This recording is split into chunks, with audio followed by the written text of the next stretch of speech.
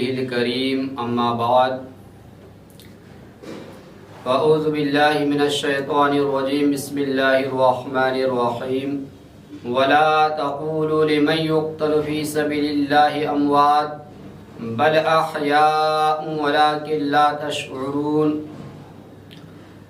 صدق الله العظيم وبلغنا رسوله النبي الأمين الكريم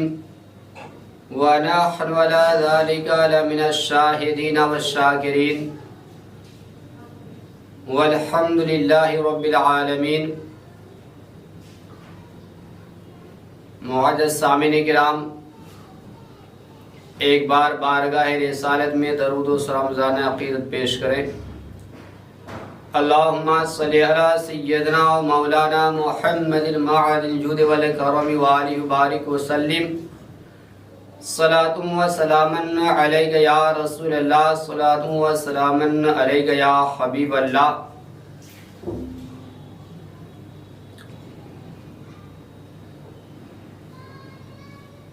شہدائے کربلا کی یاد ہم مناتے ہیں اور تمام مسلمانوں کے لیے کربلا کی تاریخ،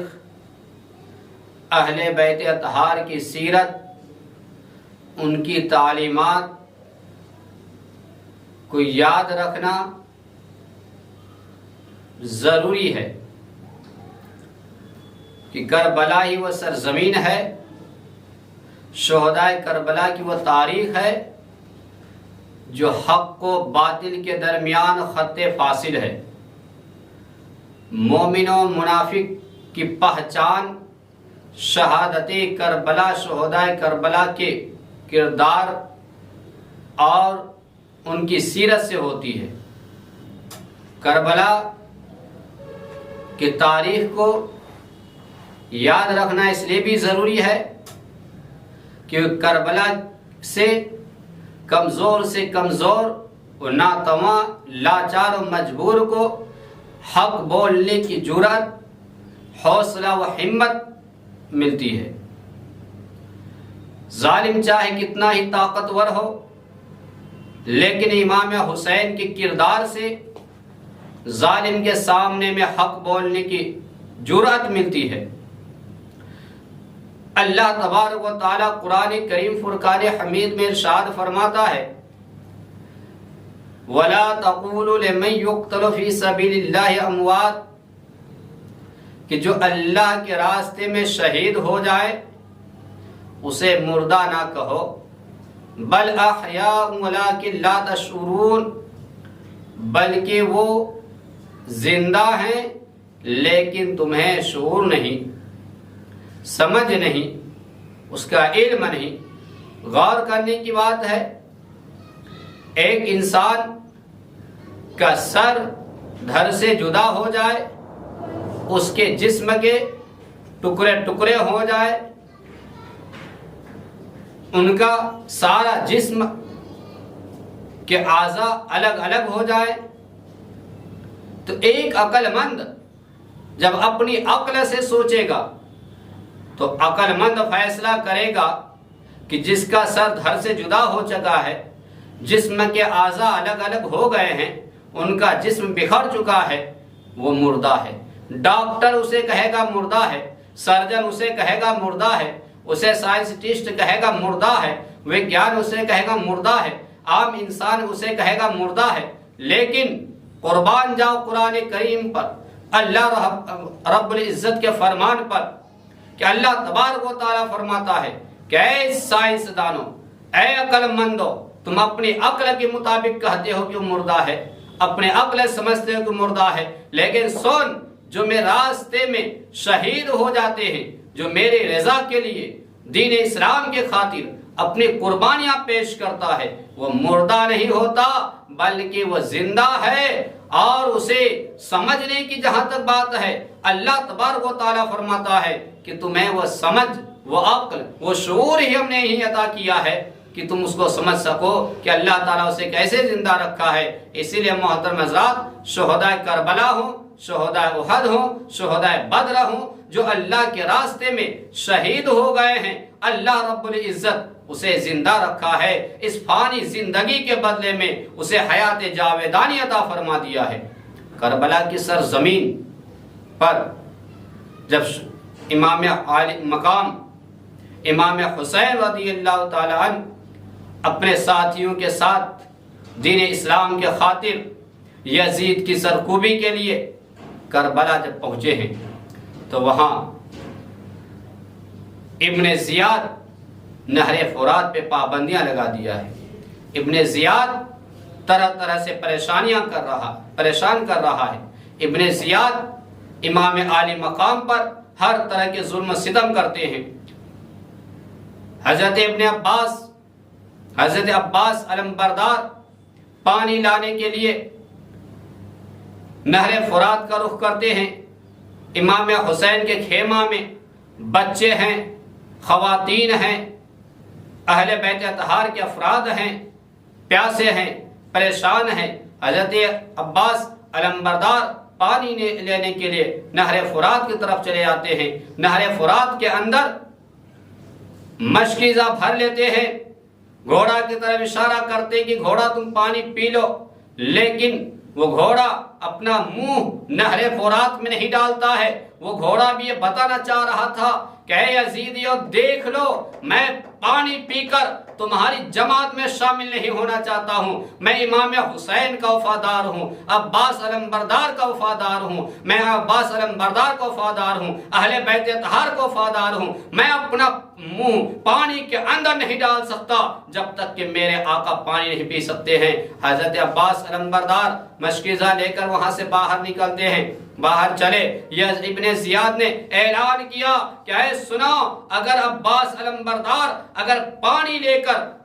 خیمہ تک پہنچ جاتا ہے تو یاد رکھنا پھر امام حسین کا مقابلہ، اہل بیت اطہار کا مقابلہ تم سے نہیں ہو سکتا ہے۔ اس لیے جس طریقے سے بھی ہو ایک عباس علمبردار پر ایک دو نہیں 22,000 کا لشکر جرار ایک ساتھ حملہ کرتا ہے۔ حضرت عباس علمبردار کے وہ بازو کر جاتے ہیں۔ حضرت عباس علمبردار اپنے دانتوں سے مشکیزہ کو تھامتے ہیں اور آگے بڑھتے ہیں، لیکن وہ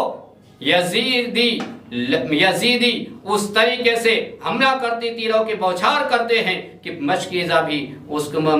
پانی سارا نکل جاتا ہے۔ محترم حضرات، غور کرنے کی بات ہے، حضرت عباس علمبردار خیمہ تک واپس آتے ہیں اور اس کے بعد جب پیاس کی شدت سے ننھا علی اصغر کی زبان باہر آ جاتی ہے، 3 دن کے بھوکے پیاسے ہیں، حضرت زینب فرماتی ہیں بھائی جان ان کو لے کر میدان جاؤ، اگر ان کو دشمنی ہے تو ہم لوگوں سے ہے، ان کو اگر کوئی بھی پریشانی ہے تو ہم لوگوں سے ہے، ابن زیاد ہمارے بچوں کو پانی دے دے گا، اس امید پر لے کر جاؤ کہ بچے نے تو اسے کچھ نہیں کیا ہے، بچوں پہ ہو سکتا اس کو رحم آ جائے، لیکن وہ سنگ دل انسان ابن زیاد کو کہاں اس بچے پر بھی رحم و کرم آتا تھا۔ وہ سقی القلب، سقی القسمت، وہ بدبخت آخرت میں جس کی خراب ہو چکی تھی، جس کی قسمت ہی میں آخرت میں نجات نہیں تھی، ایسا وہ ابن زیاد کہتے ہیں کہ سنا، حضرت امام حسین حضرت علی اصغر کو لے کر میدان میں گئے ہیں، کہتے ہیں یزیدیو سنو، اگر تمہیں پانی اگر بند کرنا ہے تم مجھ پہ بند کیے ہو، نہر فرات کا پانی مجھ پہ بند ہے، خیمہ والوں پر بند ہے، ہم تمام پریشان ہیں، لیکن یاد رکھو اس بچے کے منہ میں تم ذرا پانی تو دے دو، پانی کا قطرہ دے دو۔ لیکن وہ سقی القلب انسان ابن زیاد آرڈر کرتے ہیں اپنے ماتحتوں کو اور کہتے کہ سن، یہ بچہ بھی میدان کربلا سے واپس نہ جا سکے، لہذا اس پہ بھی تیر چلا دو، اس پہ بھی تیر چلاتے ہیں۔ حضرت امام عالی مقام کے گود میں حضرت ننھا علی اصغر کی شہادت ہوتی ہے، قربان جاؤ امام حسین عالی مقام کی جرأت پر، امام عالی مقام کی ہمت و حوصلہ پر، جو دین اسلام کے خاطر، دین اسلام اسلام کی خاطر اپنے گھر بار کو کربلا کے میدان میں لٹا دیتے ہیں۔ بن علی اصغر کی بھی شہادت ہو جاتی ہے، حضرت عباس علمبردار کی بھی شہادت ہوتی ہے، حضرت علی اکبر کے نوجوان کی شہادت ہوتی ہے۔ یہ سارے کے سارے قربانیاں کربلا کی دھرتی پر اسی لیے دی گئی تھی کہ اسلام کا سر بلندی قیامت تک رہے۔ امام عالی مقام کی وہ قربانی ہے، عزت امام عالی مقام امام حسین کی وہ جرأت و ہمت ہے، یہ فاطمی خون ہے۔ مولا علی رضی اللہ تعالیٰ عنہ کی پرورش اور ان کی تربیت کا یہ کردار ہے۔ حضرت میرا آقا نبی کونین صلی اللہ علیہ وسلم کی دعائیں ہیں کہ آج اسلام تک جو آج پھیل رہا ہے، ورنہ اسلام کا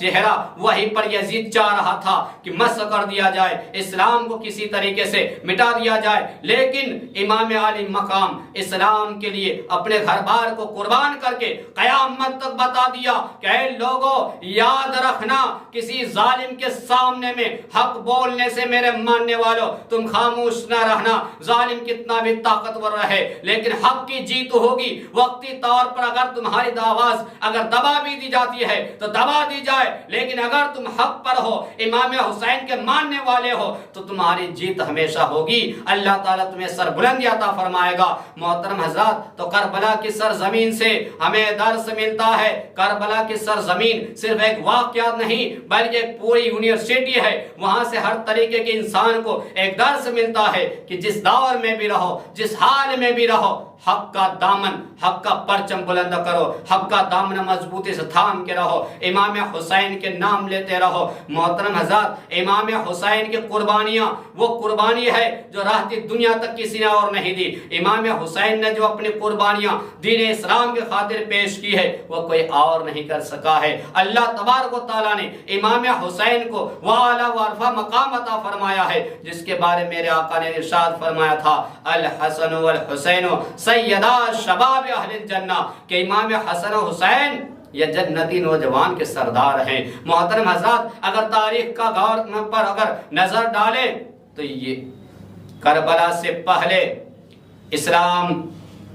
میں سے پہلے عرب کی سرزمین پر جو سب سے مشہور و معروف پاپولر نام تھا وہ یزید تھا۔ ہر قبیلے میں، ہر گھر میں یزید کا نام کا بچوں کا نام یزید رکھا جاتا تھا، لیکن امام حسن و حسین کے نام کو اللہ تبارک و تعالی امام حسن و حسین کی پیدائش سے پہلے اسے چھپا کر ایک خزانہ میں سے خزانہ تھا۔ یزید نے چاہا کہ امام حسین کے نام کو مٹا دیں، اسلام کے صحیح رخ کو ہم پیش نہ ہونے دیں، لیکن جو تخت پر مرا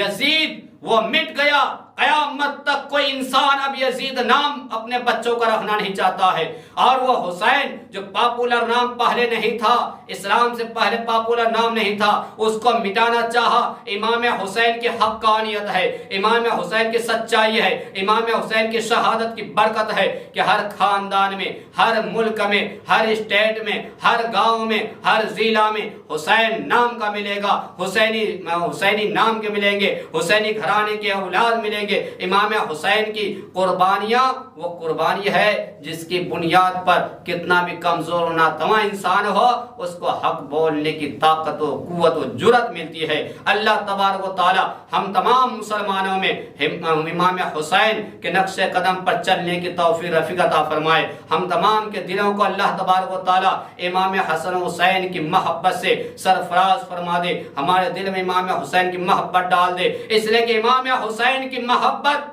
ایمان کی دلیل ہے۔ وما برکاتہ۔